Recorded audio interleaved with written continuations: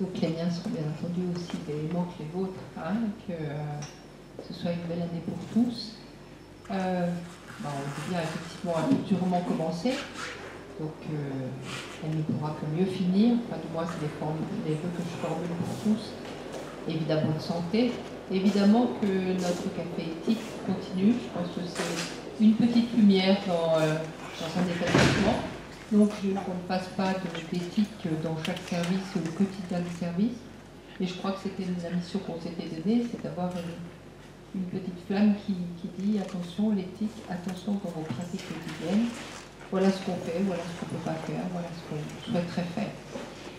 Donc meilleurs vœux à tous. Alors on commence bien l'année, je pense, avec un vrai sujet. Voilà, non, avec un vrai sujet, je l'ai complété, parce que je pense que c'est un sujet qui est peu et mal connu finalement. C'est un métier que vous faites qui est peu et mal connu. Et voilà, je trouve que c'est une belle opportunité de commencer l'année en redisant des choses proches du terrain, proches des patients, proches de ce que vous faites, et qu'on puisse vraiment mettre la bonne image sur le travail qui est fait dans ce service. Donc à la fois, bien sûr, esthétique, bien sûr, réparatrice, et dans quelles conditions éthiques on peut le faire. Et voilà, je suis ravie de vous passer la parole cet après-midi. Merci. Merci de cette invitation pour parler d'éthique et esthétique. C'était quoi la phrase? L'éthique, c'est l'esthétique de l'intérieur. J'aime beaucoup. J'aime beaucoup cette phrase parce que c'est assez vrai. Alors, moi, je suis chirurgien plasticien. Alors, évidemment, ce que l'on voit, bien sûr, je suis connu pour les traits du visage, ce qui a changé peut-être un petit peu la vision qu'on avait du chirurgien plasticien, donc on avait plutôt une vision sur la vision de nip and tuck, série américaine, de celui qui remonte les seins et qui aspire les fesses. Je dis souvent en boutade que je suis technicien de surface, employé des collectivités locales en plus. Absolument. C'est-à-dire que je m'occupe de ce qui est autour. Et en fait, pour vraiment définir mon métier, je m'occupe uniquement de la qualité de vie. Mon sujet, c'est d'améliorer la qualité de vie des patients. Par leur aspect. Ce que je fais le plus ici, les gens le savent peu, mais ce que je fais le plus ici, et c'était une des raisons pour lesquelles je suis venu à Pompidou en partant de Mont-d'Or, c'est la reconstruction après cancer du sein. Comme vous le savez, le cancer du sein, vous ne savez pas les chiffres, mais les chiffres, c'est 50 000 nouveaux cas par an. Et sur ces 50 000 nouveaux cas, 15 000 femmes ont une mastectomie. Et que malheureusement, moins du tiers se font reconstruire. Alors, on pourrait se dire, mais pourquoi se faire reconstruire? Et pourquoi je parle de qualité de vie? Il y a de la chirurgie vitale, chirurgie digestive, un cancer, on vous l'enlève, neurochirurgie, chirurgie cardiaque, on sauve des vies, on allonge la durée de vie. Et puis, il y a de la chirurgie fonctionnelle, comme l'orthopédie, qui permet de mieux bouger, de marcher, comme le nom l'indique. Et puis, il y a cette chirurgie de qualité de vie, dont le but est uniquement d'améliorer la vie de tous les jours. Donc moi, ici, j'ai essayé de développer, et je crois que ces 3 dernières années, même si c'était difficile, on a réussi à monter quelque chose qui est la première activité de reconstruction mammaire en France, et en particulier en reconstruction sans prothèse, et axée sur la qualité de vie. Et pourquoi je parle de qualité de vie? Parce que les techniques que j'utilise sont des techniques sur lesquelles j'ai évalué non pas la photo, car vous verrez souvent des gens qui vont vous présenter des photos, de chirurgie esthétique, de avant, après, ça n'a aucune importance pour moi. Et quand les patients viennent me voir en disant « j'aimerais bien avoir des photos », je dis « mais c'est pas ça le problème. C'est pas avoir une photo, vous en foutez de votre photo. Ce qui est important, c'est que vous sentiez bien. Et c'est pour ça que j'ai développé une technique de reconstruction sans prothèse. Le principe, c'est de prélever le ventre, avec une artère et une veine, l'amener au niveau du sein, et c'est une reconstruction qu'on appelle le DIEP. Il y a d'autres techniques aussi, mais qui est une reconstruction qui consiste à rebrancher ses artères et ses veines, à reconstruire ses seins. Et quand on évalue à long terme ces patients, on les évalue comment? On peut les évaluer sur la satisfaction. Êtes-vous content ou pas content? Ça, c'est assez facile. On est un chirurgien d'évaluer ses patients, et il va dire tous mes patients sont satisfaits. Parce que, pour plusieurs raisons. D'abord parce qu'a priori, il fait du bon travail, ça c'est clair. Et puis aussi parce que les patients ont du mal à dire qu'ils ne sont pas contents. Ou alors ils ne viennent pas. Par contre, il y a des moyens d'évaluer la qualité de vie. On peut évaluer la longévité, le nombre d'années de vie qu'on donne à un patient. Évaluer la qualité de vie aussi, c'est possible. Il y a des questionnaires qui sont bien faits, qui sont maintenant reconnus de manière universelle. Un des questionnaires s'appelle le SF36, il y a 36 questions, et que lorsqu'on fait ces questionnaires, on évalue plusieurs aspects de la qualité de vie. Les aspects intimes, quelle est votre vie intime, comment êtes-vous dans l'intimité avec quelqu'un, les aspects sociaux, les aspects physiques, est-ce que vous avez mal le matin, est-ce que vous faites du sport. Et nous avons fait, l'année dernière, nous avons évalué la qualité de vie des patients que j'avais opérés il y a plus de 10 ans, ces techniques-là. On a évalué par ces critères-là.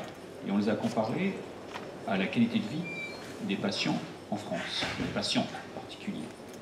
La population française a été évaluée. Il y a eu des questionnaires, un échantillon représentatif, comme on dit aujourd'hui. C'est la Sofres qui avait fait ça, utilisant ce questionnaire permettant d'évaluer la qualité de vie. Et on voit les critères et la dégradation qu'on peut avoir. Et bien par ces techniques, on se retrouve avec des patients qui, 10 ans après, ont la même qualité de vie que les patients qui n'ont jamais eu de cancer. Alors, en quoi c'est important?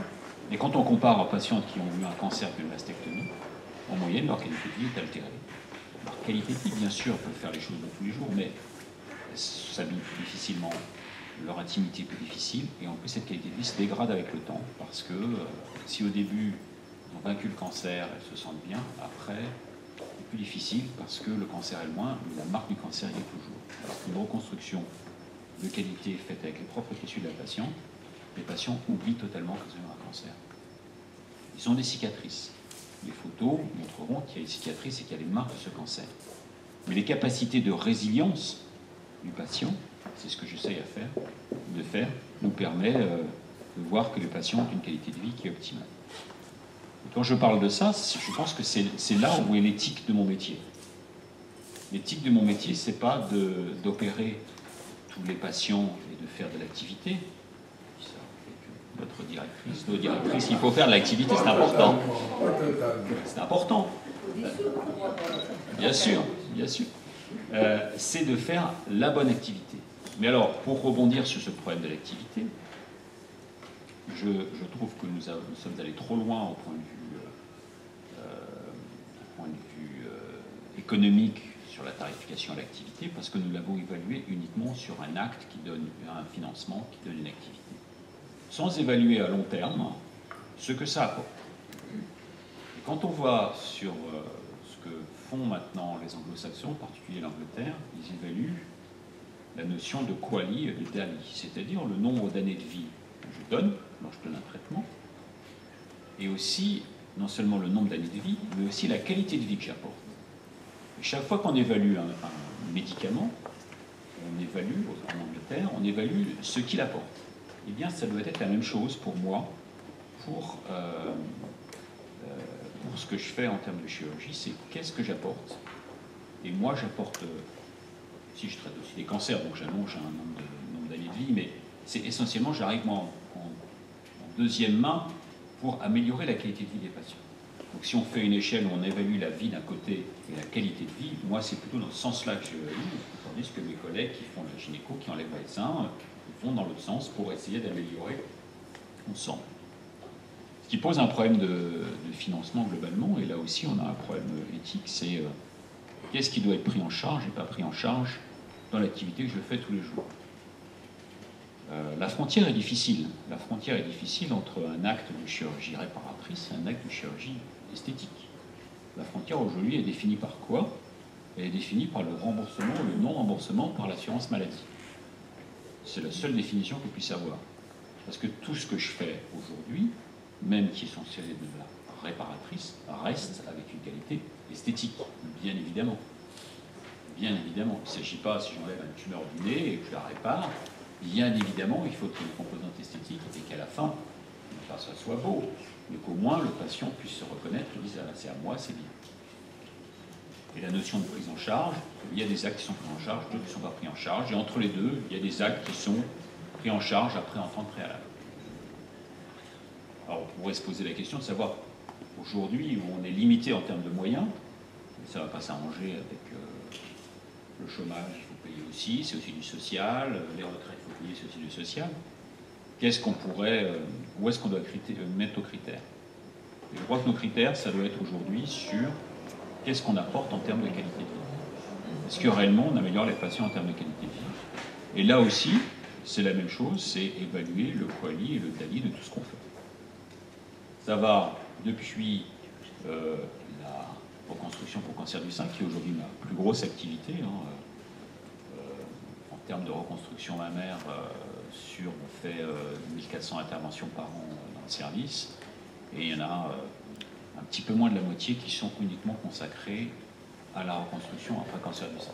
C'est devenu une énorme activité, mais ce n'est pas spécifique à moi, c'est simplement qu'aujourd'hui, il y a 20 ans, c'était les traumatismes de la face parce qu'on n'avait pas les ceintures et les faces qui tombaient. Aujourd'hui, c'est le cancer du sein, le chirurgien plasticien doit se consacrer massivement à ce problème-là.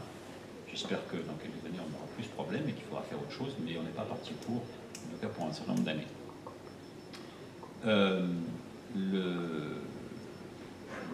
L'activité, la prise en charge, ça va être demain des choses qu'il va falloir évaluer, il va falloir ouvrir les yeux sur les actes qui sont utiles et les actes qui sont utiles, les actes qui ne le sont pas. Et quand j'entends par là, c'est qu'est-ce qu'ils apportent en termes de QALY, ou à l'inverse, il y a l'autre notion anglo-saxonne qui est aussi en termes de DALY, c'est par rapport au nombre d'années de vie que l'on perd lorsqu'on a cette pathologie. Et c'est là où on va pouvoir savoir s'il faut continuer à mettre de l'argent dedans ou pas. L'exemple de la reconstruction mammaire est un bon exemple. Parce que vous pouvez reconstruire de deux manières un sein. Vous pouvez mettre une prothèse, et vous pouvez faire un lambeau, ce que je fais, qui est beaucoup plus complexe, beaucoup plus long, qui prend plus d'énergie. À long terme, toutes les statistiques sur la reconstruction par prothèse, quelle qu'elle soit, quel que soit le mode de prothèse, quel que soit l'abord, quel que soit l'âge du patient, etc., il y a une dégradation avec le temps. Toutes les courbes, quel que soit. À 1 an, 18 mois, c'est bien. On dit c'est super, c'est ce qu'il faut faire. Et puis une dégradation avec le temps. Et c'est toutes les statistiques. Reconstruction par lambeau, on est généralement un petit peu moins bien qu'une prothèse à 1 an, parce que les patients, ça a été plus long, plus difficile. Mais à 10 ans, on est bien meilleur. Là, le problème, c'est le financement, comment on fait, comment on évalue. Parce qu'aujourd'hui, la sécurité sociale paye la même chose, quasiment. C'est le même GHS. Même si j'essaie de travailler mieux et plus vite, de toute façon, je prends plus de temps à faire un lambeau qu'à mettre une prothèse. Je reste un universitaire, donc c'est un peu ma petite carapace en disant en tant qu'universitaire, il y a un certain nombre de critères, je dirais, économiques qui ne doivent pas me concerner, en tout cas pas immédiatement. Je suis là pour faire de l'innovation, pour faire des nouvelles techniques et ensuite pour les faire valider pour qu'on avance. Ça, c'est un point important. Je fais de la reconstruction, bien sûr, la reconstruction cancer du sein, c'est ce qui est le plus important. Et puis à l'autre extrémité en termes de reconstruction exceptionnelle, il y a les greffes. Alors le problème des greffes, c'est là aussi un problème de financement, que ça coûte extrêmement cher, et se pose la question de savoir est-ce que nous apportons réellement de la qualité de vie à des patients. Pour les patients qui nous ont greffé, on en a greffé 7, on voit nettement qu'on amène de la qualité de vie. On va, je pense, pas tarder à publier nos résultats avec du recul. Pour toutes les greffes, il faut avoir du recul. C'est une chose différente par rapport à une reconstruction. On fait une reconstruction, puis vous voyez le patient, il ne va pas avoir un traitement à vie, parce que là, il y a un traitement à vie. Et pourtant, on a vu des publications vu des gens qui annonçaient leur greffe, c'est super, c'est fantastique. Mais aujourd'hui, les gens parlent peu du résultat à long terme de ces greffes. Les résultats sont bons, mais il y a un prix à payer comme toute greffe, comme pour les greffes de foie, comme pour les greffes de rein, comme pour les greffes de cœur, c'est qu'il y a un traitement, et que ce traitement implique des conséquences et une altération, soit de la vie, soit de la qualité de vie. D'un côté, nous améliorons la qualité de vie par une chirurgie extraordinaire, qui, de toute évidence, est bien meilleure que d'autres chirurgies lorsqu'on a une perte de substance trop importante au niveau de la face, mais il y a un prix à payer, au sens large du terme, qui est le prix d'une immunosuppression. Alors, comment je définis, moi, l'éthique de ma pratique tous les jours? L'éthique, pour moi, c'est un juste milieu entre ce que je peux faire, ce que je veux faire et ce que je dois faire. Cet équilibre, c'est un équilibre difficile à avoir lorsqu'on est un praticien. Il y a ce que je dois faire, c'est un peu ce que la littérature nous dit. Voilà, il y a tel traitement. Ce que je peux faire, c'est aussi notre pratique. Il y a une particularité quand même du chirurgien par rapport au médecin, c'est que le médecin, il a un traitement, il a des statistiques qui lui disent, de la littérature, de l'évidence-based médecine qui lui dit c'est ça qu'il faut faire, et puis il va l'appliquer, il va donner le traitement. Le chirurgien, c'est lui-même qui donne le traitement. C'est son savoir-faire.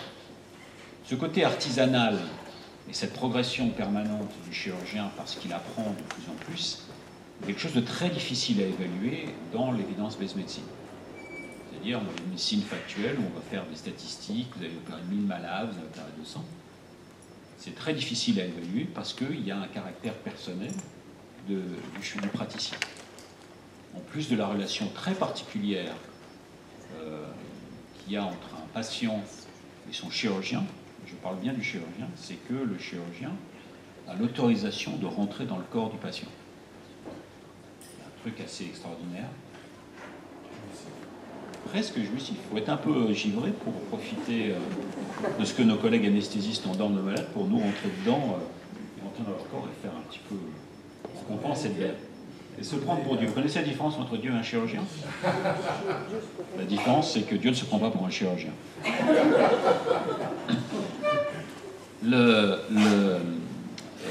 Et puis, ce que je veux faire, ce que je peux faire, c'est aussi les moyens qui sont à notre disposition. On n'en a jamais assez. Je dis ça parce que... Il faut plus. Ça va abonder, bien sûr. C'est important. Et puis ce que je veux faire, et là il y a une relation très particulière avec le patient. Est-ce qu'on veut? Est-ce qu'il y a un vouloir? Moi je veux, est-ce que le patient veut? Cette relation entre les deux qui fait qu'on va pouvoir donner le traitement. Je ne crois pas du tout, et je le dis clairement, en cette vision que l'on veut nous imposer du patient qui est le seul intervenant dans sa prise en charge, et en particulier lorsqu'on est face à un acte chirurgical, parce que si c'est ça, le chirurgien ne peut plus apporter sa personnalité lui-même, ce qu'il lui a fait pour pouvoir, ce qu'il a appris ces années, pour pouvoir réellement traiter le patient. Je crois que c'est un point important. J'essaye d'enseigner ça à mes jeunes collaborateurs. Jeunes collaborateurs, quand ils arrivent, c'est tout feu, tout flamme. J'ai vu telle technique dans la dernière présentation. Est-ce qu'on ne pourrait pas faire ça? Je dis, c'est très bien, on est un service très innovant, on est probablement ceux qui font de la reconstruction microchirurgicale, on fait des trucs de reconstruction, on a fait des greffes, on va continuer à en faire. Mais il ne faut pas oublier que derrière, il y a quand même un patient. C'est pas uniquement un corps chaud qu'on doit opérer. Parfois, certains de mes jeunes collaborateurs qui seraient prêts à faire, je dis non, mais n'oublie pas, il y a quand même d'autres techniques, il y a des choses plus simples, des choses, est-ce que le patient veut le faire ou pas le faire? Je prends l'exemple de la reconstruction mammaire. J'ai des patients qui viennent me voir en disant je voudrais un avis pour une reconstruction après cancer du sein. Ah oui, qu'est-ce qu'on vous a proposé? Ah, on m'a dit qu'on pourrait prendre un morceau de dos pour faire mon sein. Oui, vous faites quoi? Ah, ouais, moi j'ai une activité, vous avez une activité sportive? Ouais, je fais de l'escalade. Je dis oui, on va vous faire un joli sein, mais vous ne pourrez plus faire d'escalade. qu'on vous aura pris un muscle d'eau. Ces aspects-là, de voir la personnalité du patient, ce qu'il veut ou ce qu'il ressent, parfois je vois des patients qui ont tout petit sein, d'autres ont été mastectomisés, même parfois des femmes, très jolies femmes, très féminines. Je dis, mais c'est important. Non, non, mais ça se passe très bien avec mon mari, mon compagnon, ça se passe très bien. Et puis, je ne sais pas, j'ai une activité sportive, je fais beaucoup de choses. Voilà, venez me voir quand vous en sortirez besoin, réellement. Ça n'empêche pas de faire des centaines de reconstructions par an, des demandes. Ça me paraît être un point important. Je voudrais aussi, enfin, je voudrais aussi parler de ce qui nous tue un peu aujourd'hui. C'est cette pression que nous avons de l'évidence-based médecine, c'est-à-dire la médecine factuelle, c'est-à-dire les médecines basées sur les preuves. Pourtant, je suis tout à fait pour l'appliquer, mais je suis tout à fait contre la manière dont on l'applique. Aujourd'hui, cette médecine basée pour les preuves, elle génère en plus des procédures qui sont de plus en plus lourdes, de plus en plus inadaptées à ce que l'on doit faire. On dit telle norme, tel article a dit ça, donc on va mettre telle norme en place qui va faire ceci, etc. Et donc on bloque un système pour lequel l'innovation a de plus en plus du mal à venir. En plus, on ne regarde que les statistiques. Et généralement, on pense que les statistiques, c'est les grands nombres. Les statistiques, ce n'est pas toujours les grands nombres. Si vous posez la question, peut-on marcher sur la Lune? Question scientifique. Ben, il a suffi d'un seul homme, Neil Armstrong, qui pose le pied sur la Lune pour répondre la réponse, et oui, on peut marcher sur la Lune. Pas besoin de 2500. Il y a mieux encore en termes de statistiques. On nous parle toujours d'essais randomisés en double aveugle. Très important. Il faut donner un médicament, puis l'autre, essais randomisés double aveugle. Prenez l'exemple du parachute. C'est une publication en plus dans le British Medical Journal où on mettait le parachute aux critères de ces évidences-based médecine. Il y a des gens qui ont sauté d'avion sans parachute et qui ne sont pas morts. Il y a des gens qui ont sauté d'avion avec des parachutes et qui sont morts. Il n'y a jamais eu d'essai randomisé double aveugle pour prouver que le parachute était efficace. Conclusion, à la vision de notre évidence-based médecine et de nos statistiques, il ne faut pas utiliser le parachute. Le problème, c'est ce que, ça paraît, ça fait rire, le problème c'est ce que parfois on nous impose par des critères de ce qui était avant la SAP, ce qui est maintenant la NSM, par des critères de à droite à gauche sur le dire, ah oui mais la statistique nous dit que, et parfois vous dites mais je ne vais pas aller faire la statistique pour ça. Un exemple pour reprendre sur la reconstruction mammaire. Moi je fais la reconstruction mammaire, je prends la peau et la graisse du ventre, je passe à travers le muscle pour prendre une artère et une veine, sans prendre de muscle. Et il y a une vieille technique où on prenait du muscle. On m'a dit, mais vous n'avez jamais démontré qu'en prenant du muscle, en ne prenant pas de muscle, ça fait une différence. Je ne vais pas faire un essai randomisé double aveugle avec des patients en disant, vous êtes tiré au sort, vous j'enlève le muscle, je n'enlève pas le muscle. Donc on me dit, bah, vous n'avez pas prouvé que c'était efficace. En fait, ce que tu fais est énormément contestable. Absolument. D'ailleurs, c'est un scoop. C'est enregistré. C'est contestable et c'est contesté et je continuerai à vouloir que ce soit contesté. De faire de l'innovation, c'est-à-dire transgresser. Transgresser. Alors. Justement, par moment, la transgression est nécessaire. À partir du moment où il y a une réflexion qui a été avant amenée obligatoirement à transgresser, et qu'ensuite il y a une réflexion par rapport à ce qu'on a fait. Alors, transgression ne veut pas dire faire n'importe quoi. Lorsque j'ai monté le projet de greffe de face, le greffe de face, j'ai voulu absolument qu'il soit dans le cadre d'un essai clinique. Donc d'abord, il faut un comité de protection des personnes. Vous savez que chaque fois qu'on fait un essai en France, il y a des lois qui protègent. Ces lois sont tirées directement ont été mises en place pour que le patient ne soit plus l'objet des recherches, mais soit le sujet de la recherche. Plus un cobaye. Il y a une différence entre l'objet de la recherche et le sujet de la recherche. Le patient dit « je ». La grande difficulté que j'ai eue pour monter ce projet, c'est que premièrement, c'était plus un essai de preuve de concept, et donc c'est un patient, et puis le patient nous apporte quand même, le fait d'avoir ce patient nous apporte des informations, et donc il faut modifier pour le patient suivant. Et alors là on dit mais non, il ne faut pas modifier parce que c'est votre protocole. Je dis oui, mais là j'ai acquis un certain nombre de données, je ne peux pas me permettre de ne pas les utiliser pour le patient suivant. Il a fallu modifier en permanence. J'ai pu travailler avec le comité de protection des personnes qui avaient pu comprendre ça et chaque fois revenir. Donc on a fait 8, 9, 10 amendements pour pouvoir faire évoluer ce projet. Ça reste pour moi, la difficulté a été de le mettre dans le cadre de ce comité, de cet essai clinique, en essayant de respecter la loi telle qu'elle était. Et là, par exemple, récemment, dû vérifier, on me dit vous n'avez pas déclaré vos événements indésirables graves. Il s'agit-il, je suis vraiment un de ceux qui les déclarent plus. Chaque fois que je parle aux Américains, ils me disent mais c'est toi qui nous dis toujours les complications, ce qui se passe, etc. Bien, dans mon protocole, j'avais écrit que toute hospitalisation devait être considérée comme un événement qui devait être déclaré, etc. Et donc il a fallu faire un amendement pour bien dire que c'était bien uniquement les événements indésirables sur lesquels nous devions faire des déclarations. Donc ça a été compliqué à l'hôpital.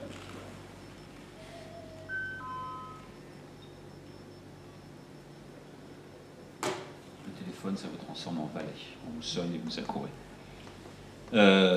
Donc, il a fallu faire évoluer. La difficulté a été de faire sentir qu'en chirurgie aussi, nous pouvions passer par ces essais cliniques et que la notion de première devait faire comprendre que quand on fait une première aujourd'hui, ça reste de la recherche. La grosse difficulté, et ça je m'adresse à Christian, c'est qu'il faudrait faire évoluer la loi pour qu'on puisse faire entrer ça dans quelque chose de particulier. C'est-à-dire que la première chirurgicale, qui va déboucher normalement sur une seconde, puis une troisième, une quatrième, cette première chirurgicale, elle est forcément de la recherche, puisque si c'est une première, nous n'avons pas ces notions avant, nous ne savons pas. Si nous ne savons pas, c'est qu'il y a des questions. S'il y a des questions, c'est que nous avons une réponse. S'il y a une réponse, c'est que c'est de l'argent.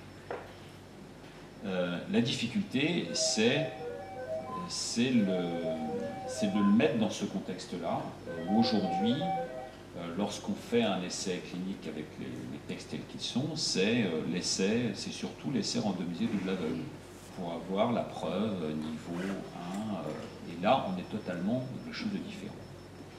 Et je pense qu'il faudra faire évoluer la loi sur ce genre de choses. Je me suis fait beaucoup critiquer sur le fait de vouloir faire rentrer ça dans le cadre d'un essai clinique avec le comité de protection des personnes. Mon ami du Bernard me dit t'es un con, t'aurais jamais dû faire ça. Je dis non, mais pour moi c'était fondamental. On a regretté qu'un autre ne l'ait pas fait. Il était obligé ensuite de dire qu'il l'avait fait et que la vie était en fait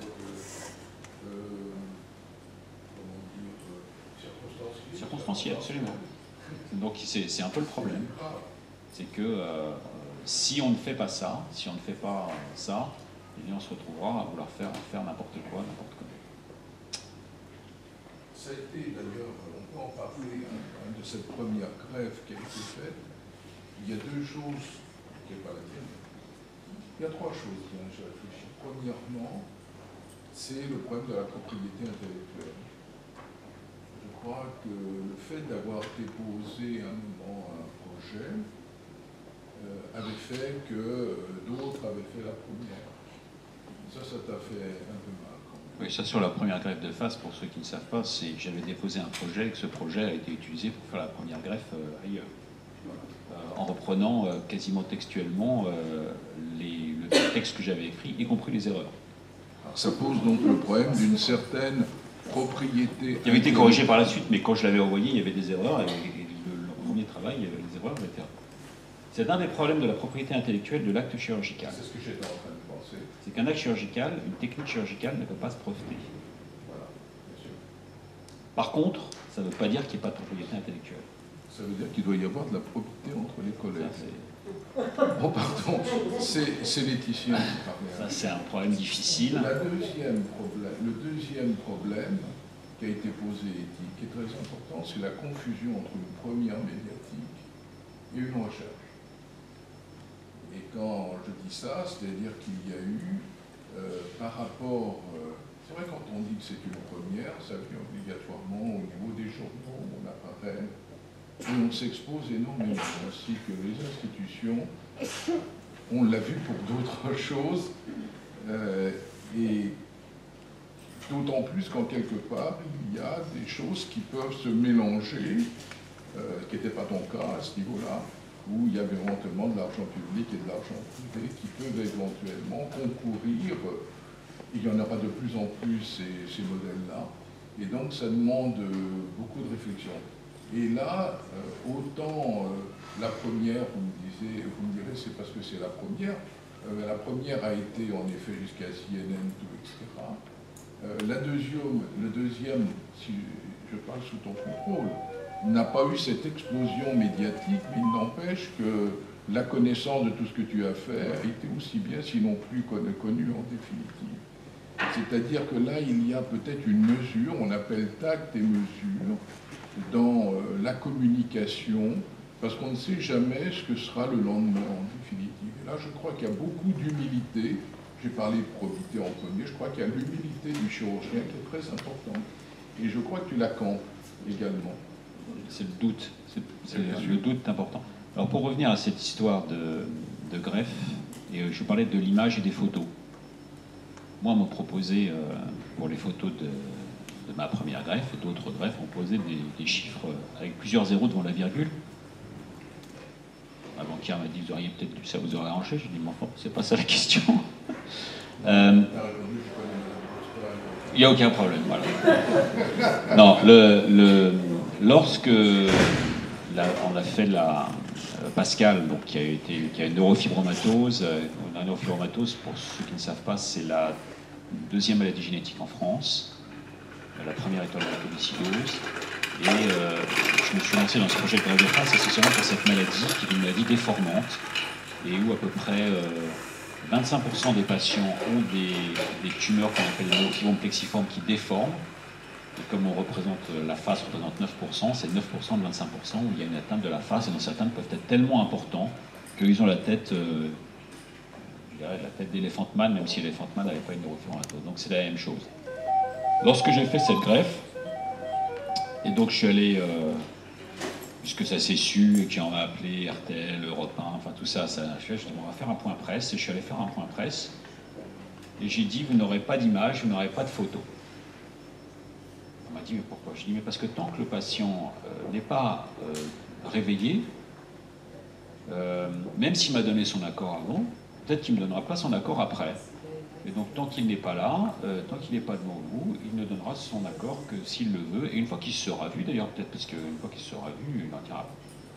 Vous avez dans le groupe de patients que j'ai greffé, puisqu'ils sont 7, ce qui est toujours la plus grosse série au monde jusqu'à présent, un des patients sur lequel, même plusieurs d'ailleurs, 2 ou 3, sur lesquels vous ne trouverez pas nulle part dans aucun journal de traces de ces patients. Alors, les patients, les premiers, bien sûr, on en trouve, parce que finalement, on n'a pas pu complètement cacher. J'ai vu ça avec le patient est allé, il en parle, et il y a eu des documentaires, c'était important. Mais il y a des patients sur lesquels vous ne trouvez aucune trace, et tant mieux. Alors, quand j'ai dit, voilà, conférence de presse, quand j'ai dit je ne montrais pas de photos, il y avait un représentant dans le fond qui me fait Jean-Michel Bader du Figaro, je m'en souviens encore. Mais vous travaillez dans une institution publique, le public doit avoir des informations et vous devez donner ces photos, des images au public. J'ai répondu, c'est justement parce que je suis dans une institution publique que je me dois de protéger le public.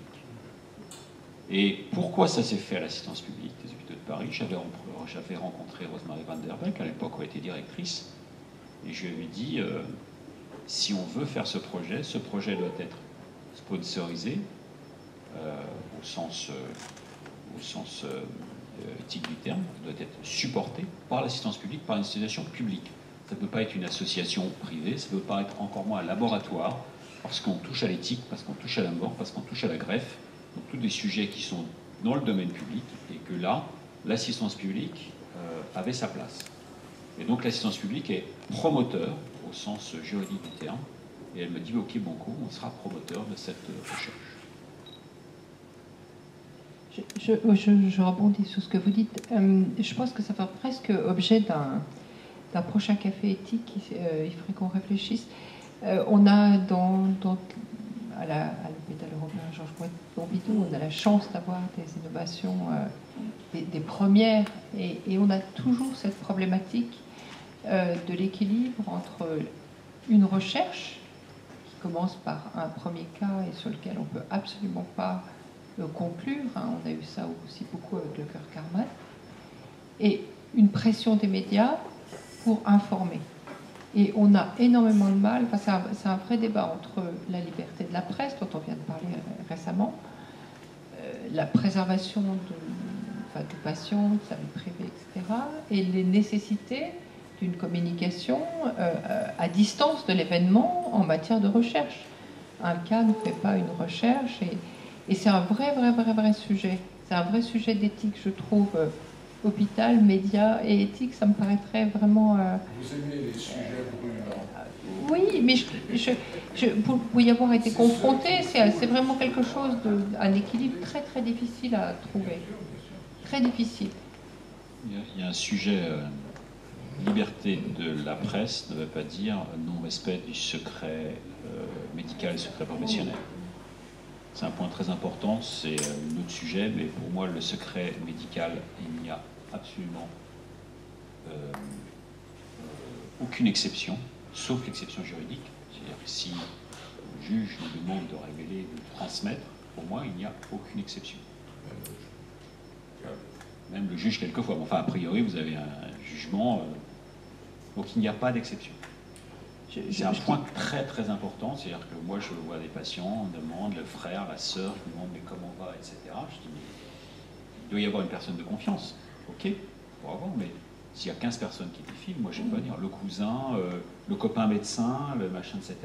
Souvent avec la meilleure intention du monde, mais ensuite on se retrouve avec des informations qui sont généralement inadaptées, on perd la confiance avec le patient, donc ça c'est un point important, et je le dis, je le répète aux étudiants en médecine, je le répète aux internes, je le répète aux chefs de clinique, mettez-vous comme règle qu'il n'y a pas d'exception et vous serez plus confortable. Ne mettez aucune exception au secret médical, vous serez plus confortable.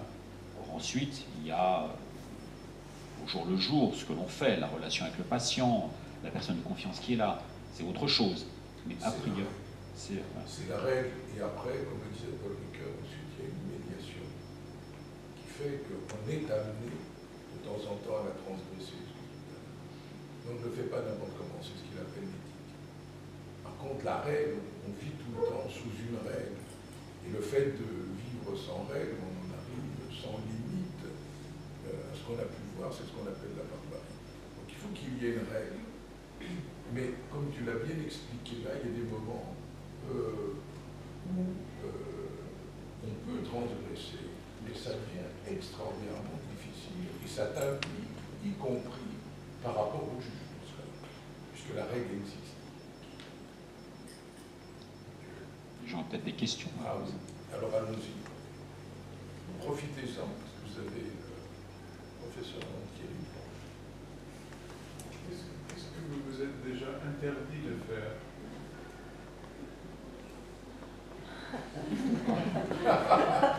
Oui, c'est une très bonne chose. Faire n'importe quoi, effectivement, ça je me l'interdis. Je dirais que je n'ai pas d'interdit en tant que tel. C'est ce juste équilibre, ce qu'on disait, c'est ce juste équilibre qui m'interdit de faire quelque chose. Mais en tant que tel, je ne me dirais pas, je ne dois pas faire ça. Ce que je disais, c'est un équilibre entre ce que je peux, ce que je dois et ce que je veux. C'est cet équilibre-là que l'on peut trouver. Mais quand je commençais à travailler sur la greffe de visage, il y avait un interdit. Mais c'était, on ne touche pas au visage du mort. C'était plus le problème du prélèvement sur le mort qui posait un problème. Et d'ailleurs, on a un problème sur les greffes de main, puisqu'on a des patients en liste d'attente et on n'a pas de main depuis 2 ans. Et je pense que c'est essentiellement un problème qu'on n'ose pas demander. pour moi, il n'y a pas d'interdit. Il y a simplement un comportement qui fait que je pense que c'est comme ça qu'il faut le faire. Il y a aussi tous les autres. C'est-à-dire qu'il y a quand même le conseil d'orientation de l'agence de biomédecine qui peut orienter. Il y a les comités de protection des personnes qui eux-mêmes accompagnent beaucoup plus que de dire oui ou non. Ils ne sont pas là pour sanctionner, ils sont là en définitive pour accompagner dans ce qui est acceptable par la société civile qui est représentée en leur sein. Alors ça peut amener à des discussions, quelquefois des invectives, quelquefois, mais ça doit déboucher non pas sur une attitude qui serait contre le progrès, contre la recherche, ce serait une erreur. Mais le problème est de voir de quelle manière un protocole quel qu'il soit, comment dire, peut être appliqué, mais dans les limites qui sont acceptables. Pour rebondir sur le sujet de l'interdiction. Et il y a eu très rarement des chirurgiens fous, ou des, il faut le dire, quand même des chercheurs qui auraient présenté des choses folles. C'est très rare. On refuse à peu près un par an. Et parce que vraiment, le chercheur, quelquefois, comment dire, estime que ce qu'on lui demande, il y a quelquefois des difficultés plutôt psychologiques qu'autre chose. Il se trouve un peu humilié en quelque sorte, mais ceci étant, voilà, donc pour dire que... Oui, je parlais de greffe. Vous savez que récemment, il y a des greffes d'utérus qui sont faites. Donc beaucoup de gens à un certain moment disant oui, les greffes d'utérus, il ne faut pas faire. Ça permet à des femmes qui n'avaient pas d'utérus d'avoir des enfants. Et donc il y a eu une naissance en Suède. C'est une alternative tout à fait, je dirais, plus éthique que ne l'est, pour moi, la gestation pour autrui. Donc, chaque fois qu'on a quelque chose d'innovant, comme ça, c'est une réponse à des questions. C'est la réponse d'une question d'une femme. Est-ce que la médecine, aujourd'hui, peut le faire? Ben, aujourd'hui, la médecine, alors que chez ces femmes-là, il n'y avait que la gestation pour autrui, eh ben, il y a une alternative médicale. Alors, se pose la question suivante. Et si un homme voulait un enfant, porter un enfant? Aujourd'hui, la médecine pourrait greffer un utérus, lui donner le traitement médical, et lui faire porter cet enfant. Je laisse ça à ta réflexion. À la nôtre. Je suis persuadé que ces gens du Sénat, ils seraient très bons. Ça va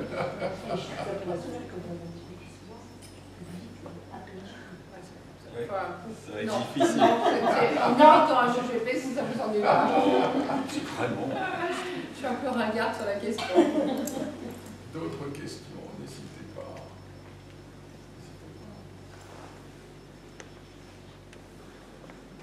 Peut-être revenir un peu, moi j'ai une question sur, je connais peut-être un petit peu la réponse, mais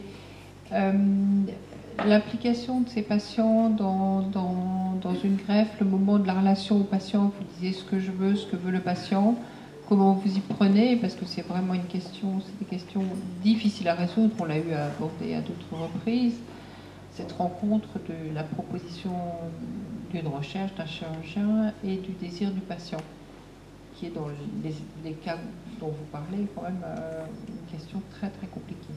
Alors, c'est vrai pour toute chirurgie.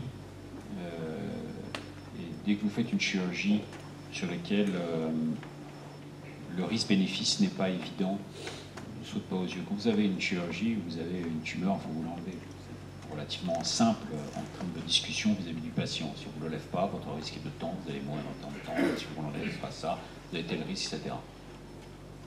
Lorsque vous commencez à être dans mon domaine qui est le domaine de la chirurgie de qualité de vie, eh bien, le discours devait être plus difficile, parce que là, il va falloir comprendre ce que le patient recherche, où il en est, quel est son parcours, qu'est-ce qu'il veut, qu'est-ce qu'on peut lui faire, parce qu'effectivement, on peut opérer n'importe qui, n'importe quoi, on peut faire ce que l'on veut, hein. Surtout dans le domaine de la chirurgie esthétique, vous avez un patient qui arrive en disant, bah, ou une patiente, j'ai ça qui me déplaît, etc. Mais oui, bien sûr, on va pouvoir vous faire quelque chose et tout. La question, c'est est-ce que réellement on va lui faire du bien? Et lorsque vous avez en plus un concept que vous êtes dans quelque chose qui est une première, qui est le domaine de la recherche, ces greffes de visage, ça n'a jamais été fait. On va juste vous apporter de la qualité de vie, c'est même pas un truc vital, c'est même pas j'ai plus de cœur, on va me greffer un cœur, je vais pouvoir vivre un peu. Alors là, le discours est encore plus difficile. Mais c'est ce que je disais tout à l'heure, c'est que là, c'est là qu'on prend l'intérêt de passer dans le cadre d'un projet de recherche clinique avec l'objectif de protection des personnes, parce que on est vraiment dans ce qu'est l'éthique moderne, cette éthique qui est née après les horreurs de la Deuxième Guerre mondiale, après ce qui s'était passé dans les camps de la mort, après ces expériences médicales faites par les médecins de la mort, ces expériences médicales qui avaient une valeur scientifique. Il faut absolument que les gens le sachent. Scientifiquement, un certain nombre de ces expériences sont parfaitement valables. Vous plongez quelqu'un dans de l'eau froide et vous regardez au bout de combien de temps il meurt, d'un point de vue scientifique, il n'y a rien à dire. La science n'a pas de morale. Et c'est là qu'est l'importance de passer par un comité de protection des personnes, c'est-à-dire que là, c'est ce que je disais, le patient n'est plus l'objet de notre recherche, il est le sujet de la recherche. Je décide de rentrer dans cette recherche. Je décide que le professeur Lantieri et son éthique vont me greffer une nouvelle face avec ce que ça implique. Et je sais que je n'ai pas les réponses à toutes mes questions, et qu'en participant, je donnerai mes réponses aux questions qui sont posées. Et ça se passe sur un... C'est long, entre le moment où vous voyez un patient et vous dites là, je n'ai pas d'autre alternative technique, si on veut améliorer, il faut passer au stade d'après qui est la greffe de face. Vous commencez à en parler. Ce n'est pas le patient qui vient en disant moi il me faut une greffe de face. J'en ai quelques-uns, des fous qui... Non, non. C'est le patient qui vient avec une déformation tellement sévère que vous lui dites ben, j'ai pas d'autre alternative à vous proposer que ça. Et généralement, il s'enfuit. Puis il revient. Il dit mais vraiment, et vous voyez, qu'est-ce que ça implique, etc.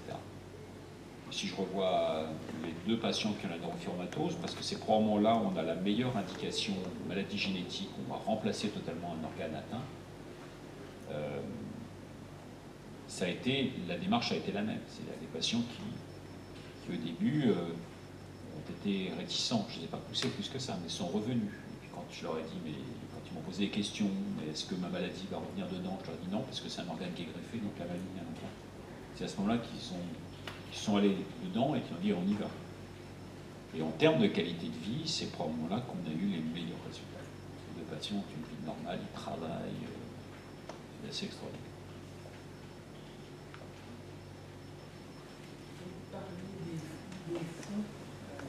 Là, tout à l'heure, je pense qu'effectivement, sur l'esthétique d'une manière générale, il doit y avoir quand même un certain nombre de gens qui viennent justement demander des trucs un peu Il y a dégueulassés. une pathologie claire qu'on appelle la dysmorphophobie. C'est des patients qui s'imaginent qu'ils ont une anomalie morphologique alors qu'ils ne l'ont pas. C'est assez subtil. Entre la vraie dysmorphophobie, le type qui a rien, qui dit j'ai une lèvre qui est trop grosse, qui est trop petite, etc., et celui qui a effectivement, on pourrait dire que par rapport à une norme, si tant est qu'il y ait une norme, il y a quelque chose, il y a, etc. Est-ce que cette demande, est-ce que lorsqu'on va faire le geste, on va réellement l'améliorer ou est-ce qu'on ne va pas l'améliorer? Le plus difficile, par exemple, c'est la rhinoplastie. C'est probablement un des gestes où il est le plus difficile, c'est un geste qui techniquement n'est pas facile, mais en plus, le plus difficile d'évaluer à l'avance, est-ce que réellement on va améliorer le patient en termes de qualité de vie, parce que ce n'est pas une dysmorphophobie. Et l'exemple de rhinoplastie totalement raté, non pas techniquement raté, mais raté parce qu'on est face à un dysmorphophobe, c'était Michael Jackson. Opéré un nombre de fois, et chaque fois qu'on posait au chirurgien, mais pourquoi vous opérez, etc., c'est parce que c'est ce qu'il voulait. Non, ça c'est pas une réponse, ça, c'est ce qu'il voulait. Si vous demandez de couper le bras gauche, vous ne coupez pas le bras gauche. Donc la demande du patient, pour moi, n'est pas du tout suffisante pour pouvoir faire un acte de chirurgie esthétique. C'est ce que je voulais essayer d'aborder, je voulais te le dire. Il me semble aussi qu'il y a cet aspect-là, c'est-à-dire qu'à un moment donné, vous allez devoir détecter quelle est la vraie demande du patient. Il y a vraiment une véritable... C'est la loi du 4 mars 2002 qui est très intéressante. Elle est de l'ordre de la négociation. Elle instaure entre le patient et son médecin, son chirurgien, une véritable négociation. Et ça change d'ailleurs un peu de l'autorité un peu surplombante qu'avait le médecin et quelquefois le chirurgien de manière excessive. Ça existait. C'est-à-dire que tous les collègues ne sont pas obligatoirement comme toi et beaucoup, j'en ai connu beaucoup, étaient beaucoup plus autoritaires, directifs, bien entendu. Il faut parfois l'être. Le bien. Et j'entends, mais disons que leur habitude était souvent, il n'y avait pas une panoplie éventuellement d'alternatives en disant d'après lui ce qui est la meilleure. C'était souvent une seule et voilà. Bon. Et ça, cette époque est un peu à passer en quelque sorte, et on est dans une négociation. Et c'est vrai que le balancier qui allait de ce qu'on appelait le paternalisme, qui était vraiment éhonté, on était montré du doigt de la part de nos collègues anglo-saxons, pour être très clair, eh bien il ne faut pas que nous allions dans l'autre extrême, qui serait en effet où nous aurions des prestataires de services. Le consumérisme. Absolument. Je déteste quand on dit que nous sommes des prestataires de soins. Je déteste ce terme. Je déteste ce terme. Nous ne sommes pas prestataires de soins, nous sommes médecins. C'est un point important. De même que je déteste quand on dit qu'un patient est un usager. Un patient n'est pas un usager, on n'est pas à la poste, ce n'est pas une relation ce n'est pas un produit. Donc pour moi, on a un patient, un médecin et du personnel paramédical qui nous accompagne. Mais ça, c'est le point pour moi le plus important. Continuer à faire ce langage, cette modification de langage qui s'est instaurée de plus en plus dans nos ministères et ces couches, qui soient de toute gauche d'ailleurs, hein, c'est la prestation, les prestataires et les usagers. Non, on n'est pas à la poste. Et si on continue à faire ça, on continuera à avoir de plus en plus de dépenses et des dépenses inadaptées pour faire au bout du compte des choses qui ne sont absolument pas éthiques. Des soins qui ne sont pas. Pour aller dans ton sens, si tu veux bien. Vous êtes très protégé quand même par votre statut hospitalier. Je pense qu'aux médecins esthétiques en ville, ils ne peuvent pas la même protection que vous. Ça, c'est il devrait l'avoir. Mais protégé, c'est-à-dire protégé parce que vous êtes Est-ce que vous n'êtes pas soumis à la loi de l'offre et du marché? C'est ce que vous voulez dire, madame? Alors, si c'est ça la question, rien ne pousse un médecin, même s'il est chirurgien plasticien, à rentrer dans le cadre de la loi du marché. Alors, effectivement, s'il faut remplir les pleins de la Ferrari, ça c'est un problème. Mais ça, c'est comment dévoyer le diplôme qu'on en a fait. Moi, j'ai des gens que j'ai formés qui font de l'esthétique, c'est clair. Mais les gens que j'ai formés dans mon service, ils ont vu de la chirurgie reconstructrice élaborée, complexe, et ce que ça pouvait donner. La plupart, effectivement, font maintenant beaucoup de chirurgie esthétique parce qu'il y a une demande très importante. Moi, j'en fais très peu, hein. J'en fais quand même. Et je sais qu'ils la font avec raison. C'est-à-dire que j'ai jamais vu, de la part de ceux que j'ai formés, des choses totalement délirantes en termes de chirurgie esthétique. Par contre, je vois des trucs qui sont faits hallucinants. On sent que le patient est devenu un tiroir caisse prêt à payer, et avec toujours la même réflexion, mais c'est lui qui voulait. Bah non, c'est pas suffisant. C'est vrai que c'est souvent rattaché plus à l'esthétique qu'à d'autres. Oui, alors l'esthétique, il faut savoir que l'acte d'esthétique est considéré malgré tout aujourd'hui comme un acte marchand, puisqu'il est soumis à TVA. C'est un point important, qu'on paye la TVA sur les actes de chirurgie esthétique. L'hôpital paye la TVA maintenant sur les actes de chirurgie esthétique. Il y a un devis à raison. Il y avait un devis, il y a toujours. Qui n'existait pas, c'est la loi du 4 mars 2002 qui a entraîné cette dérive que pour cette discipline médicale qui entraîne la société. Et d'ailleurs, sur une image, il y avait une image à cause de l'histoire. Alors que toi-même la conteste. Moi, je conteste totalement. Je pense que le devis doit être suffisamment explicatif, avec l'explication, ce qui va avec, et la relation. Il faut démontrer, bien évidemment, le consentement. Il y a le temps, entre deux. La loi dit qu'il faut 15 jours entre le devis et ça paraît très minimum. Il n'est pas possible qu'en moins de 15 jours, quelqu'un puisse se décider sur une intervention de chirurgie esthétique qui n'est pas vitale. Ça, c'est très clair. Oui, moi j'avais une question. Pardon. Moi j'avais une question sur l'accompagnement de psychologues ou de personnel compétent dans vos services, parce que c'est quand même des choses qui font appel à l'image de soi et ces choses-là qui sont quand même... Fort heureusement, toute personne qui parle de soi et de son image n'a pas besoin d'un psychologue ou d'un psychiatre. Quand on la change... Non, mais je veux dire, c'est quand même... voilà.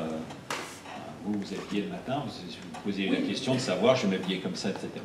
Votre image est importante.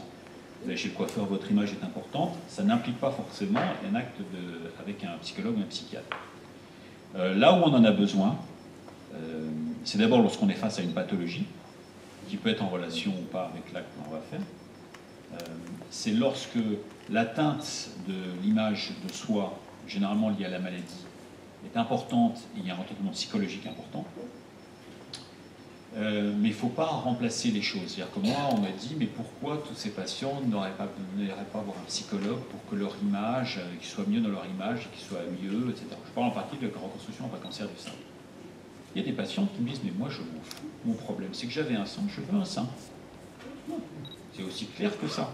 Le discours, il est généralement extrêmement clair. Et c'est la même chose en chirurgie esthétique. Oui, on a des relations avec les psychologues et les psychiatres, fort heureusement. Dans le protocole de greffe de face, un des investigateurs est un psychiatre. C'est-à-dire que l'évaluation psychiatrique est extrêmement importante. J'ai une question, parce que quand on donne son corps, c'est-à-dire on fait un papier, on dit notre corps, c'est dans quelque chose, pardon. Le visage fait partie de... Et vous n'avez pas de mal à trouver des visages? Alors vous ne donnez pas votre corps. Vous ne donnez pas votre corps. En France, vous êtes donneur, sauf si vous êtes opposé, ce qui pose une difficulté, car cette loi avait été mise avant que l'on prenne que les organes externes, c'est-à-dire la face et la main, sont considérés comme des organes. Et donc il y a une confusion, et il y a une difficulté, et je n'arrête pas de dire à tous les hommes politiques qu'il faudrait peut-être qu'on lève un peu cette ambiguïté. Lorsqu'on est vivant, on n'a pas conscience de ses organes internes, si on est malade, enfin, on n'a pas conscience, mais on a conscience de ses organes externes. Quand vous êtes mort, vous n'avez pas conscience de vos organes, a priori vous êtes mort, ça c'est clair. Par contre, votre famille a conscience de vos organes externes. Donc mettre ça sur le même plan me paraissait pour moi difficile. Il faut savoir que le nombre de refus en France est à peu près similaire aux pays dans lesquels c'est un don volontaire. Donc on se retrouve dans des situations où finalement ce qu'a voulu le législateur n'est pas aussi efficace qu'il ne le voudrait. Il y a aussi une autre attitude, c'est que les Français ne donnent pas. Vous allez aux États-Unis, les Américains, dans l'année, 75% des Américains ont fait un don à quelque chose dans l'année. Pas 75% des Français. Le Français, il aime bien recevoir. Le service public, le machin, j'ai droit, etc. Et ça, c'est une attitude globale qui est difficile. Et lorsqu'on parle du don d'organes, on est un petit peu... alors là, si vous êtes mort et que vous êtes opposé à rien, a priori, on peut tout prélever. Bien évidemment, les coordinateurs de prélèvement vont parler de ça. Mais si on n'a pas envisagé ça avant, c'est très difficile d'aller envisager le prélèvement des tissus, c'est-à-dire la peau, les os, les cornets, et encore plus lorsqu'il s'agit des mains et de la face. C'est pour ça que nous ne trouvons pas de donneur. C'est parce qu'on a une telle attitude que finalement, cette discussion n'a pas été faite, et qu'on n'est pas allé jusqu'au bout de ces débats. On doit d'ailleurs reconstruire par rapport aux autres, c'est-à-dire la famille, reconstruire pour qu'il y ait à peu près la même situation. Alors ça, c'est tout à fait exact. C'est-à-dire que nous devons reconstruire le donneur. Et donc ce que j'avais mis dans mon protocole, ça faisait partie du protocole. Au début, les gens sont rigolés quand je dis ça. C'est que nous faisons un masque du donneur. On fait un masque du donneur. Ce masque, ensuite il y a un prothésiste qui reconstruit ce masque et qui le repose sur le donneur. On le redonne à la famille. On le redonne à la famille, même si le donneur n'a pas de famille. On a eu un des cas où il n'y a pas de famille, il n'y a rien de s'y oppose à la loi. Au début, on nous a dit, ah, mais s'il n'y a pas de famille, vous ne pouvez pas prélever. Non, c'est le contraire. La loi française, ça aurait été même un viol de la loi si on ne l'avait pas fait, a priori. Mais nous avons respecté ce que nous voulions, c'est-à-dire que nous avons respecté le corps. Nous avons respecté ce corps parce que l'on croit en Jésus, Allah ou Bouddha, depuis que l'homme a pris conscience de sa finitude, il respecte ses morts, il les enterre, il les brûle, il fait ce qu'il veut, mais il respecte et il y a un rituel. Et ce rituel, face à la mort, il est important. Et donc on ne peut pas mutiler les cadavres. C'est très clair. Quelle que soit la pensée que l'on a vis-à-vis de l'au-delà, s'il existe ou qu'il n'existe pas. Et ça, c'est important. Et c'est pour ça que je l'avais mis dans mon protocole, c'est qu'il fallait que nous restions dans ce corps. Et donc, il y a un masque qui est fait, et un prothésiste qui le pose. Même si le corps doit être incinéré. Et ce qui m'a fait le plus... D'ailleurs, je me suis toujours préoccupé de savoir comment ça se passait et comment les familles ressentaient, même si normalement, je n'ai pas de contact avec les familles, mais je m'entretiens avec les coordinateurs de prélèvement. Et quand je me suis entretenu avec le coordinateur de prélèvement, je sais que sur un, il y avait le coordinateur avait dit la famille l'a vu, et ils ont dit qu'on lui avait fait un beau visage pour sa mort. Et j'ai trouvé ça très satisfaisant. J'ai dit là, on a fait quelque chose de bien. Donc on a soulagé une famille qui a eu l'impression, pas l'impression, d'ailleurs, qui a senti qu'ils étaient allés au-delà. C'est une souffrance quand même de...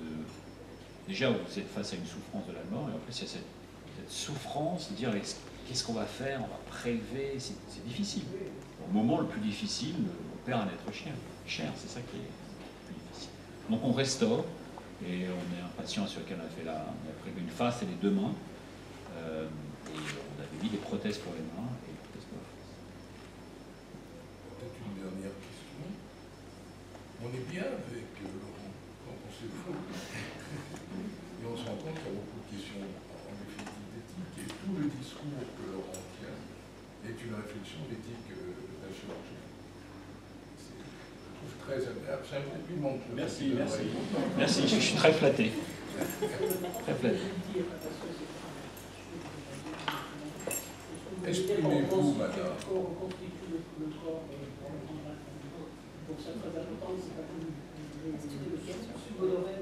C'est la loi. C'est la loi, mais en plus, quand je vais dans les coordinations, je leur présente les images. Je présente les images après le prélèvement. Parce que quand on prélève la face, c'est une horreur. Et je présente l'image après, une fois qu'on a reconstitué, où là, l'image est acceptable.